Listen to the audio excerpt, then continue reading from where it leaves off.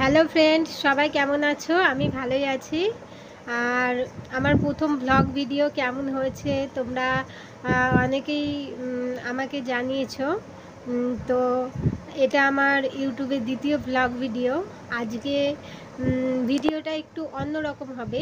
আসলে আজকে আমি আমার একটু মনের কথা আপনাদের সাথে শেয়ার করতে চাই। দেখুন, আমার মনে হয় যে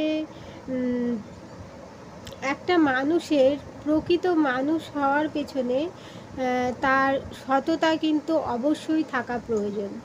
সে জীবনে সৎভাবে চললে হয়তো অনেক নুড়ি পাথর তার পায়ে পড়বে, অনেক পেরেকের আঘাতে ক্ষত বিক্ষত হবে, কিন্তু তবুও যদি সে সৎভাবে জীবনে চলে একদিন কিন্তু সে অবশ্যই একটা জায়গায় নিজেকে প্রতিষ্ঠিত করতে পারবে।